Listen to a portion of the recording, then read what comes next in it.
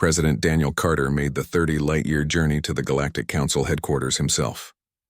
He wanted them to see a human face when he demanded justice. His ship took 3 weeks to reach the massive station that orbited the Council's neutral world. During that time, he watched the new Terra recordings every single day. He wanted the anger fresh. He wanted to remember every face of every person who died. His staff begged him to stop watching, but he refused. These were his people, and he would not forget them. The council chamber was enormous and filled with representatives from 19 different species. Some looked almost human. Others were so alien that Daniel's mind struggled to understand what he was seeing. Speaker Velthar floated at the center of the chamber in a crystalline body that reflected light in strange patterns.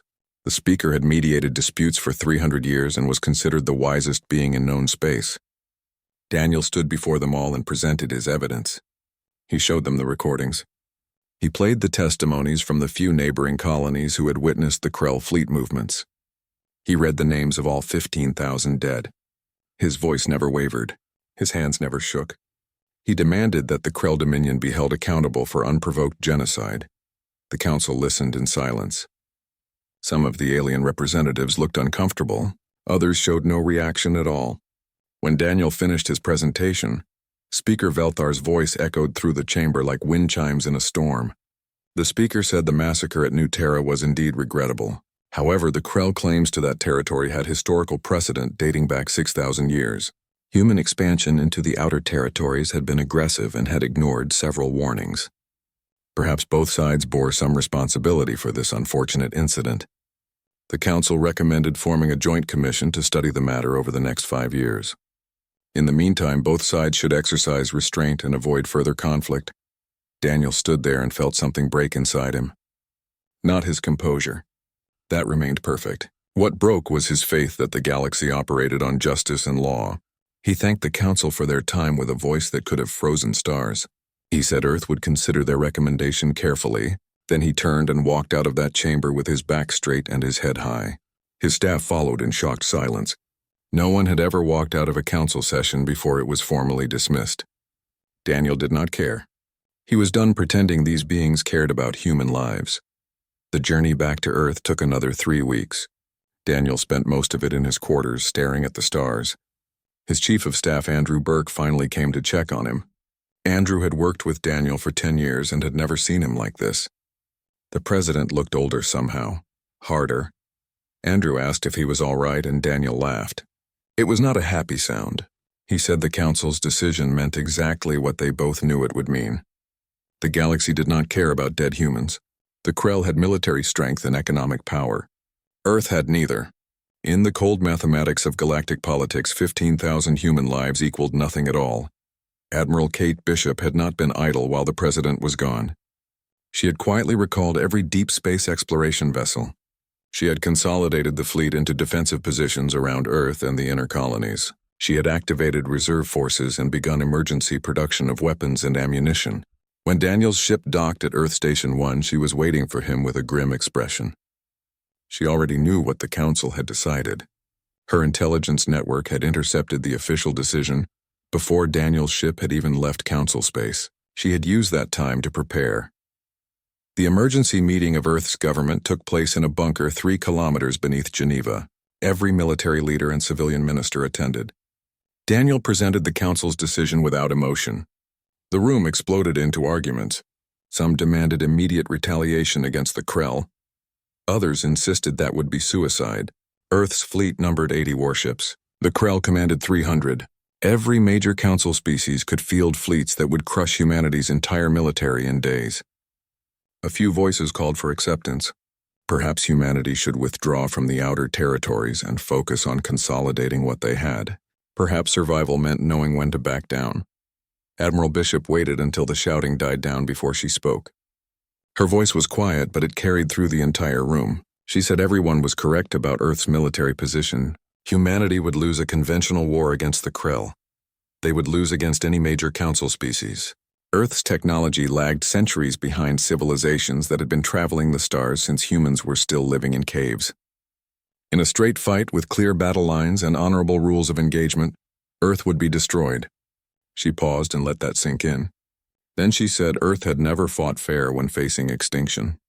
Humans had survived ice ages and plagues and wars that killed millions. They had survived by being adaptable and ruthless and willing to do whatever it took. The galaxy thought humans were civilized. The galaxy was about to learn that civilization was a choice humanity made, and choices could be unmade. Colonel Henry Drake stepped forward when Admiral Bishop finished speaking. He commanded Earth's Special Operations Division and looked like he had been carved from stone. He said conventional warfare was for species that could afford to lose conventionally. Humanity could not. But humans had thousands of years of experience fighting enemies who were bigger and stronger and better armed. Every war in Earth's history taught the same lesson. When you cannot win by the rules, you change the rules. You make the enemy afraid. You make them understand that fighting you costs more than it is worth. You hurt them in ways they never expected until they decide peace is better than war. Lisa Monroe was the civilian defense minister, and she argued against Drake's proposal. She said abandoning civilized norms of warfare would make Earth a pariah. The Council already barely tolerated humanity. If Earth started acting like barbarians, they would lose all support. Drake's response was immediate and harsh. He said the Council had already abandoned them. Those civilized norms only worked when everyone followed them. The Krell had murdered 15,000 civilians, and the Council's response was to form a committee. Earth could either accept that it had no protection, or it could become something the galaxy feared. Fear worked when justice did not. The debate continued for hours. President Carter listened to all of it without speaking. Finally, he raised his hand and the room went silent. He said Earth would try one more diplomatic approach. They would present new evidence. They would make more appeals. They would give the Council every chance to do the right thing. But while diplomacy played out, humanity would prepare for its failure. He authorized what Admiral Bishop had named the Hellhound Protocol. Officially, Earth remained committed to peace and Council law. Unofficially, humanity would begin operations designed to make the Krell regret ever hearing the name New Terra. The orders went out that night through encrypted channels. Special operations teams received new assignments. Intelligence officers began gathering data on Krell military positions and supply lines. Engineers started designing weapons that violated every Council treaty on warfare. Scientists who had been working on peaceful projects were reassigned to military research. Earth's industrial capacity shifted toward war production. And through it all, the diplomatic corps continued sending polite messages to the Council requesting justice and peace. Admiral Bishop stood in the Fleet Command Center and watched the preparations unfold. A junior officer asked her if she really thought they could win against the Krell. She said winning was not the goal. The goal was making the Krell wish they had never started this. She said humans had a saying from old Earth wars. You might kill us, but we will make you pay for every inch. The Krell thought they could slaughter humans without consequence. They thought the Council would protect them. They thought wrong.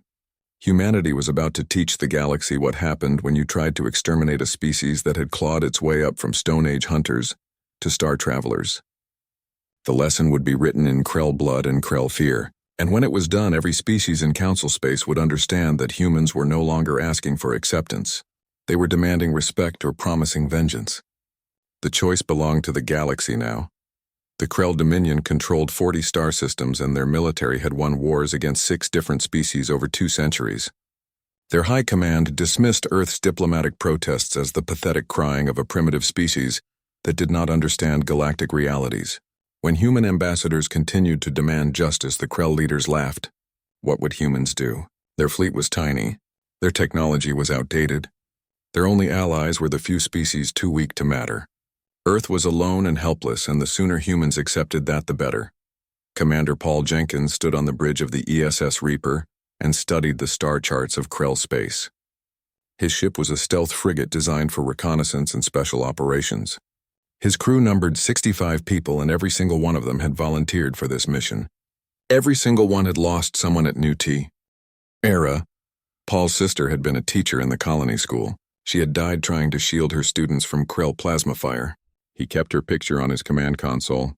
He looked at it every day. His crew had similar stories and similar pictures. They were not soldiers anymore. They were ghosts seeking revenge. The mission parameters were simple in words, but complex in execution.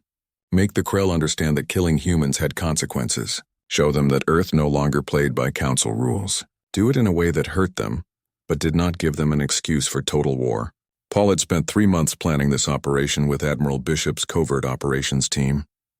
They had studied Krell patrol patterns and supply routes and defensive positions. They had stolen navigation data from a council database using methods that would have horrified the diplomats still trying to negotiate peace. Now they were ready. The Krell mining colony on Tessar 4 housed 8,000 workers extracting minerals used in advanced ship construction. It was far from the Krell core systems and lightly defended because no one had ever attacked Krell territory before. The colony sat on the surface with massive excavation equipment digging into the planet's crust.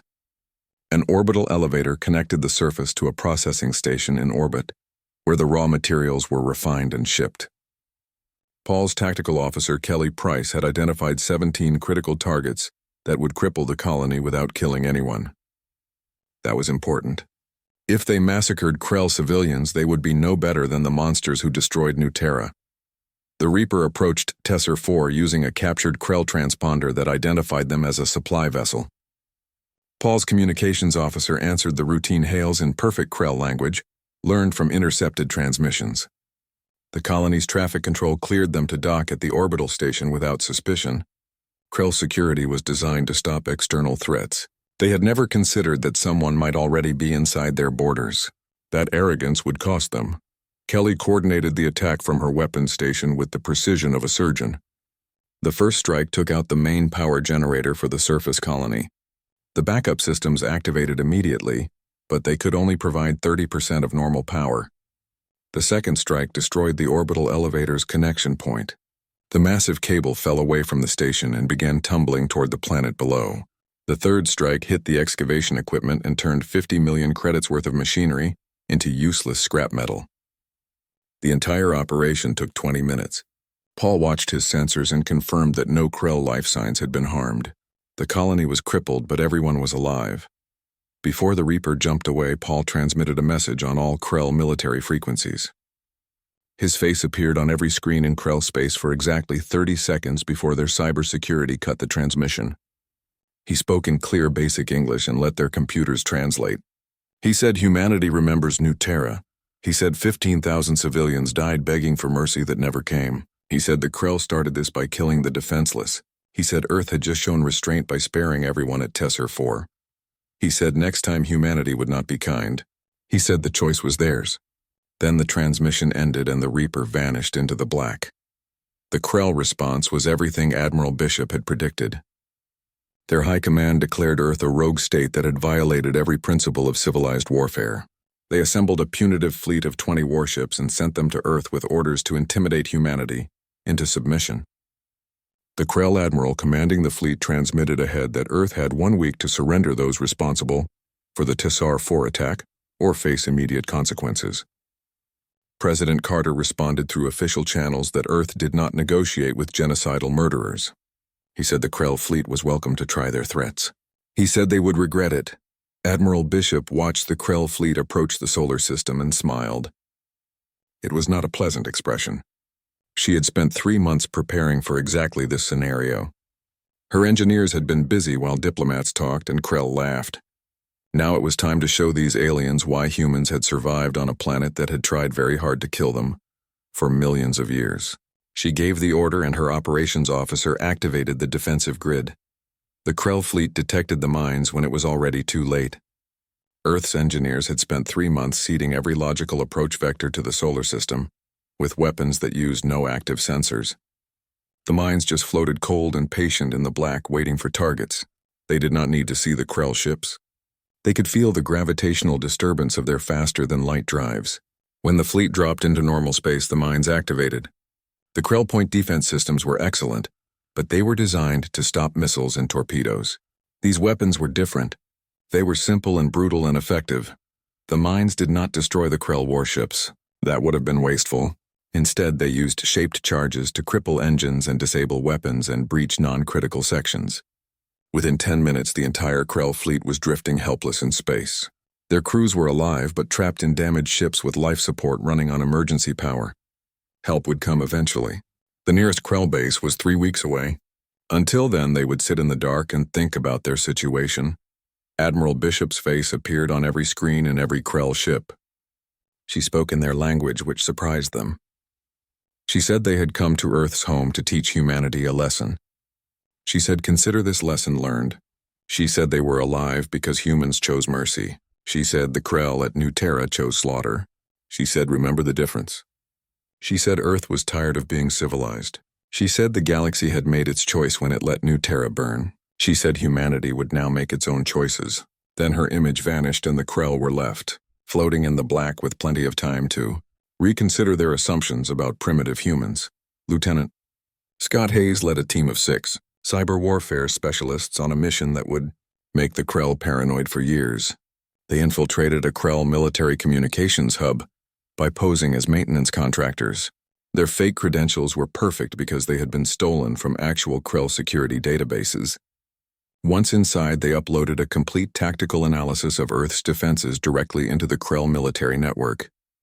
The analysis was beautifully detailed and completely false. It would take Krell intelligence months to realize that half the information was wrong. They would waste resources preparing for threats that did not exist. They would second-guess every decision. But Scott's team included one piece of true intelligence in the false data: a complete schematic of Earth's nuclear arsenal. Every warhead, every delivery system, every target designation. The Krell had banned nuclear weapons 300 years ago as barbaric. The Galactic Council had tried to make Earth do the same. Humanity had politely refused. Now the Krell military command stared at the numbers and felt something they had not felt in 2 centuries: fear. Earth had enough nuclear weapons to turn every Krell world into radioactive ash.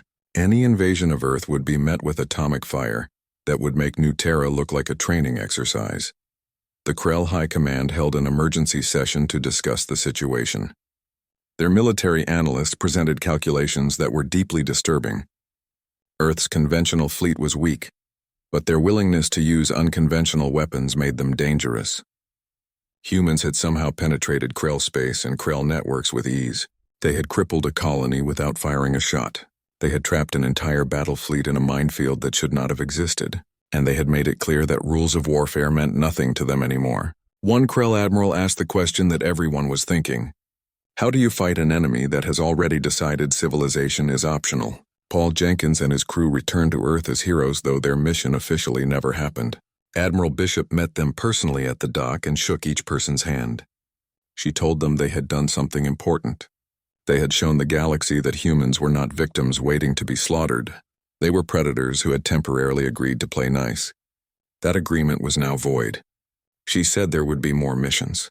She said Earth needed people willing to become monsters so that human civilians could stay safe. She asked if they were willing. Every member of Paul's crew volunteered again without hesitation.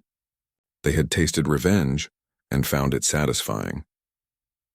The Galactic Council convened an emergency session 6 weeks after the Tesser 4 incident. Speaker Velthar's crystalline form pulsed with agitated colors as the chamber filled with representatives demanding answers. The Krell delegation had submitted formal charges against Earth for violating 17 different council protocols on military engagement. They presented evidence of the unprovoked attack on their mining colony and the ambush of their fleet in Earth space. They demanded immediate sanctions and the arrest of all humans involved in what they called acts of terrorism.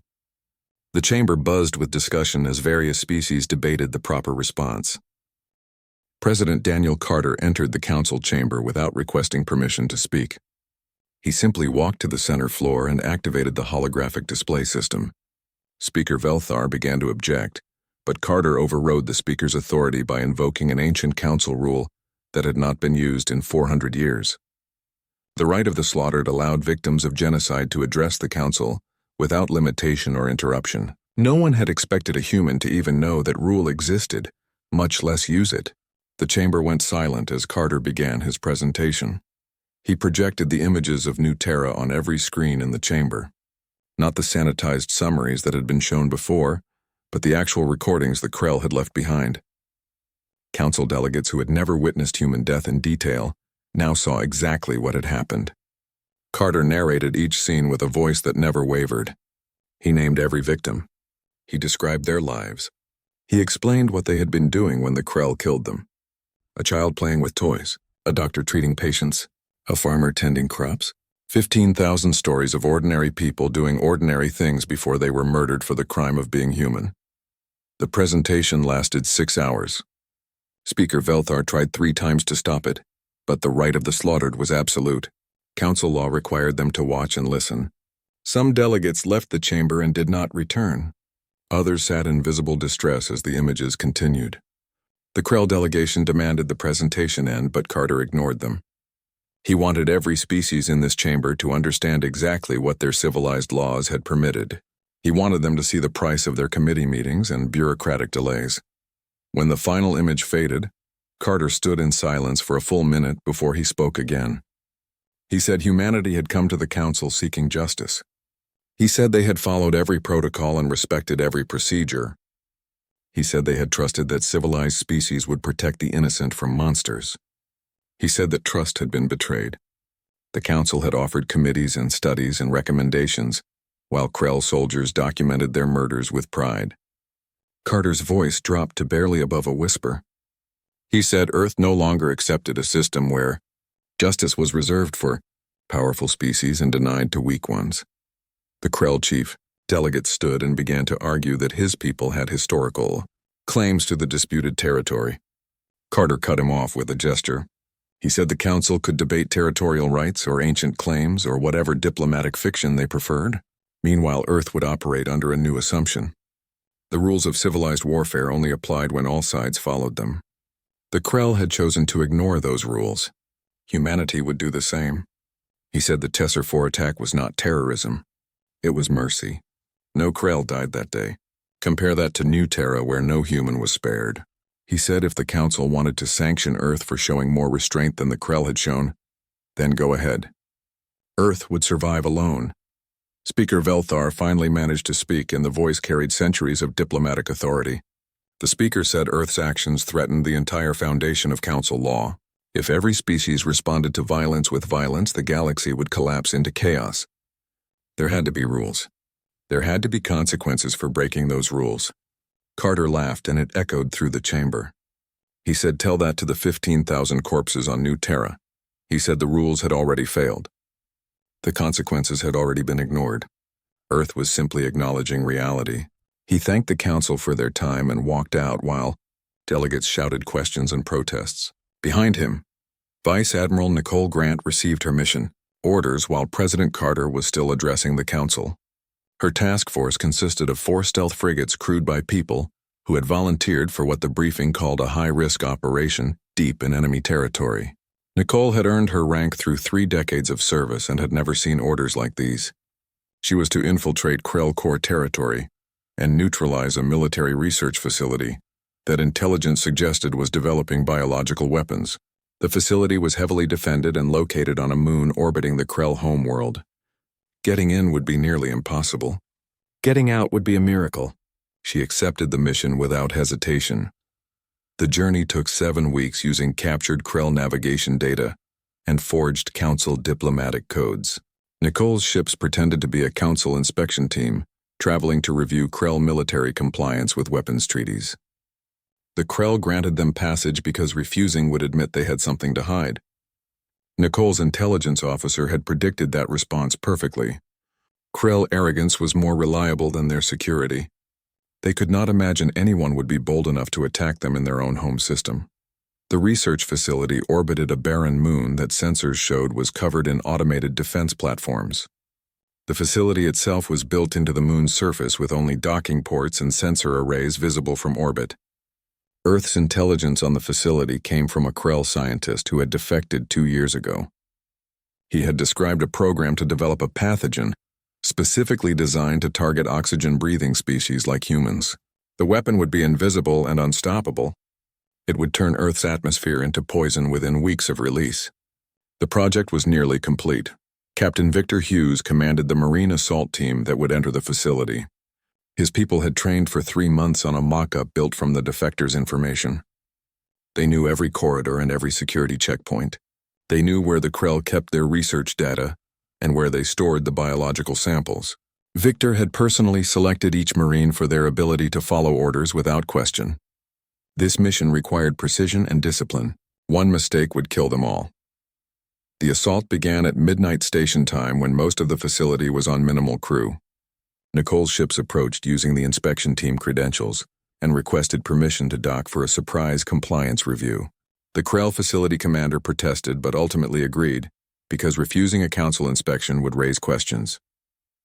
The docking clamps locked in place and Victor's Marines moved through the airlock in their armor. The Krell security team was waiting to escort them, but Victor's people moved faster. Within 30 seconds, every Krell in the docking bay was unconscious from sedative darts. The Marines sealed the bay and began moving deeper into the facility. They encountered resistance at the third security checkpoint where Krell soldiers opened fire with plasma weapons. Victor's team used flash grenades and smoke to close the distance. They did not return fire with lethal force. Instead, they used electrical weapons to disable the Krell without killing them. Every enemy soldier was tagged with a sedative dose and left sleeping in the corridors. The mission was to stop the biological weapon program, not to massacre scientists and guards. Victor's orders were clear on that point. Earth would not become the monsters it was fighting. The research laboratory was exactly where the defector said it would be. Victor's technical specialist began downloading every file and erasing every backup. The biological samples were secured in containment units designed to survive a ship explosion. Everything the Krell had developed would be taken to Earth for analysis and countermeasures.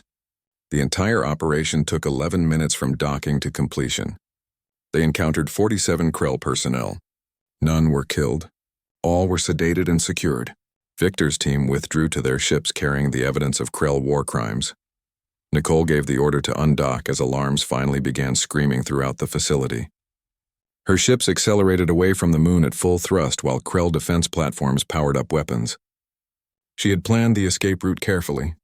The platforms had overlapping fields of fire that should have made escape impossible. But Nicole had studied those fields for weeks and found a gap. It required flying through a debris field at speeds that would shred most ships. Her pilots were the best Earth had. They made it through with minimal damage. The message Nicole transmitted to Krell High Command was simple and direct. She said Earth knew what they had been building. She said Earth had stopped them. She said all the Krell at the facility were alive and unharmed. She said if any biological weapon was ever used against humanity, the response would be instant and total. She said Earth now had samples of their research. She said Earth had scientists too. She said if the Krell wanted to fight a plague war, then humanity would fight back with everything they had learned surviving diseases that killed millions on their home world. She said choose peace or learn why humans evolved to survive viruses that would kill most galactic species. The Krell High Command faced a situation they had never encountered before. Their most secure facility had been penetrated by a species they considered primitive. Their bioweapon program was exposed. They could not admit to the program without facing council sanctions. They could not retaliate without revealing that humans had walked through their defenses like ghosts. Commander Jarek of Krell Military Intelligence submitted a report that terrified his superiors. Humans did not fight like council species. They did not seek territory or resources or glory. They fought like wounded predators who would die before showing weakness. The New Terra massacre had created something the galaxy had not seen in centuries. A species with nothing left to lose and everything to avenge. 6 months after New Terra burned, the Krell Dominion sent a private communication to Earth requesting formal negotiations. They did not go through the Galactic Council. They did not issue demands or threats. They simply asked to talk. In galactic diplomacy, this was as close to surrender as any proud species could manage without actually saying the words. President Daniel Carter read the message 3 times to make sure he understood correctly. The Krell who had laughed at human protests and ignored human grief now wanted to negotiate. He forwarded the message to Admiral Kate Bishop with a single question. "Do we trust this?" Admiral Bishop's response was immediate. She said trust had nothing to do with it. The Krell had learned that fighting humans cost more than they expected. They had lost face when their security was penetrated. They had lost confidence when their fleet was trapped like amateurs. They had lost sleep knowing humans had samples of their bioweapon research. Fear was more reliable than trust. The Krell were afraid, and that made them ready to talk. She recommended accepting the negotiation, but sending a military delegation instead of diplomats. This was a conversation between warriors, not politicians. The meeting took place on a neutral station, operated by an independent species that had no ties to either side. Admiral Bishop led the human delegation and deliberately excluded civilian representatives. She brought Colonel Henry Drake and Captain Victor Hughes and 3 other officers who had all participated in operations against the Krell. The message was clear. Earth sent the people who had hurt them. The Krell sent their military command, including the admirals who had ordered the New Terra massacre. Both sides understood this was not about apologies or reparations. This was about establishing terms for peace between enemies. The Krell offered territorial concessions first. They would recognize human claims to the outer territories, including the ruins of New Terra. They offered economic agreements that would benefit both species. They offered technology sharing that would help Earth close the gap with more advanced civilizations. Admiral Bishop listened to all of it without expression. When they finished, she said no. The Krell delegation looked confused. One admiral asked what Earth wanted if not territory and wealth and knowledge. Bishop's answer was simple. She wanted acknowledgement. She said the Krell had to publicly state that the New Terra massacre was unprovoked genocide. They had to admit that 15,000 humans died for no reason except Krell arrogance. They had to acknowledge that Earth's response was justice, not aggression. They had to say these things officially where the entire galaxy could hear. The Krell admirals reacted as if she had demanded they cut off their own limbs. Public admission of wrongdoing was unthinkable. It would damage Krell prestige for generations. It would invite other species to question Krell's strength. They could not accept such humiliation. The negotiation deadlocked for 3 days. The Krell offered more territory and more resources. Admiral Bishop refused everything. She said Earth did not want Krell charity. Earth wanted the truth spoken aloud. She said humans had learned an important lesson about galactic civilization. Power mattered more than justice. Strength mattered more than morality. Earth would never be truly safe until other species feared humanity enough to think twice before attacking. That fear required the Krell to admit they had been wrong and Earth had been right. Without that admission, this war would continue until one side could no longer fight. On the 4th day, a junior Krell officer did something unprecedented. His name was Sektar, and he had been part of the New Terra operation. He removed his rank insignia and asked permission to speak without authority. The Krell Senior Command tried to stop him, but the neutral mediators allowed it. Sektar stood before the human delegation and described what the Krell troops had been told before the attack. They were told humans were weak primitives who did not deserve territory. They were told the Council would not care about human deaths. They were told this was standard procedure for dealing with inferior species who overreached. Sektar said he had not questioned those orders at the time. He had been a good soldier following commands. He had participated in the massacre believing it was right and necessary. Then he watched what happened after. He watched humans penetrate Krell security like ghosts. He watched a primitive species trap an entire Krell fleet. He watched his commanders panic when they realized humans were not weak or helpless or afraid. Now he could not stop questioning everything he had been taught. He said the New Terra massacre was wrong. He said his people had murdered innocents and called it military necessity. He said Earth's response had been proportional and restrained compared to what the Krell deserved. The chamber went silent after Sektar finished speaking. The senior Krell admirals looked ready to execute him for treason. But his words had broken something. The human delegation watched as the Krell command argued among themselves in their own language. Finally, the lead admiral made a decision that probably saved his species from a long, bloody conflict. He agreed to Earth's terms. The Krell Dominion would issue a public statement admitting the New Terra massacre was unjustified, genocide, and acknowledging that Earth's military response was legitimate defense of human interests. The announcement sent shockwaves through the Galactic Council. Species that had dismissed humanity as barbaric savages reconsidered their positions. The Krell were one of the most powerful militaries in known space. If they backed down to human demands, then Earth was clearly more dangerous than anyone had realized. Other species began reviewing their own policies toward humanity. Border disputes that had been pressing suddenly became negotiable. Trade agreements that had been stalled for years were suddenly approved. Fear changed the diplomatic landscape faster than decades of human pleading had managed. President Carter addressed humanity in a speech broadcast across all human colonies and ships. He said the dead of New Terra would never be forgotten. Their names were carved in stone on that ruined world where they would remain for eternity. Justice of a sort had been achieved. The Krell had admitted their crime. But Carter warned against celebrating violence as a solution. Humanity had proven it could be as brutal as any species in the stars. Now Earth had to prove it could be better. The galaxy would be watching to see if humans were just another violent species or something more. The Galactic Council reluctantly invited Earth to join the Security Directorate with actual voting power instead of symbolic membership. Speaker Velthar delivered the invitation personally. The speaker admitted privately to President Carter that the Council's greatest failure had been assuming civilization meant weakness. Earth had taught them that peaceful species could still be dangerous when pushed too far. The lesson had cost 15,000 human lives. Velthar expressed regret that the price had been so high. Carter accepted the apology but said words meant little compared to actions. Earth would judge the Council by what they did, not what they said. Colonel Drake's Special Operations teams were officially disbanded. Everyone knew they simply went deeper into classified status. The Hellhound Protocol was declared complete and archived, but every military commander understood the protocols could be reactivated if needed. Earth had created a capability that did not fit civilized warfare. The capability would remain ready in case civilization failed again. Other species understood this too. Human diplomats now negotiated with an unspoken threat hanging over every discussion.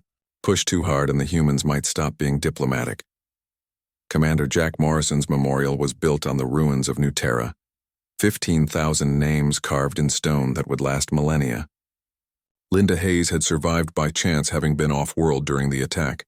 She became Earth's ambassador to the Galactic Council. She carried a datapad with all 15,000 names to every meeting. When species complained about human aggression or human weapons or human unwillingness to compromise, she would read names aloud until they stopped complaining. The dead spoke through her, and their voices carried weight that living diplomats never could. The galaxy learned to see humanity differently over the following years. Not as naive newcomers seeking approval, but as survivors of a brutal world who had earned their place among the stars through blood and determination. They could be civilized when others were civilized. They could be diplomatic when diplomacy worked. But every species now understood what happened when you mistook human patience for human weakness. The mask of civilization would drop and something ancient would emerge. Something that had survived ice ages and plagues and world wars. Something that would burn the galaxy before it let humanity be destroyed. The Krell rebuilt their relationship with Earth slowly and carefully. Sektar became a liaison officer between the two species. His testimony had changed Krell military doctrine. They now taught their officers that perceived weakness was not the same as actual weakness. They studied Earth's history and learned about human wars. They came to understand that humans had been fighting and surviving long before reaching the stars. That experience made them dangerous in ways technological superiority could not match. Admiral Bishop retired 2 years after New Terra. Her final speech to the fleet became required reading at every human military academy. She said humanity had tried to be what the galaxy wanted, peaceful and cooperative and civilized. The galaxy responded by slaughtering human children. So Earth reminded the stars of a truth that civilized species preferred to forget. Violence was not the opposite of civilization. It was the foundation. Every peaceful society existed because warriors stood ready to become monsters when needed. Earth had created those monsters. The galaxy should pray they never needed to be unleashed again. Human ships traveled Council space freely now. Pirates avoided human vessels. Aggressive species reconsidered expansion near human territory. The New Terra massacre had intended to teach humanity its place in the galactic order. Instead, it taught the galaxy that humans had no permanent place. They adapted. They survived. They did whatever was necessary. Earth remained civilized and committed to peace. But every species understood the warning. Humans would follow the rules right up until you made them stop. And when humans stopped being civilized, they became the thing nightmares were made of. They became themselves.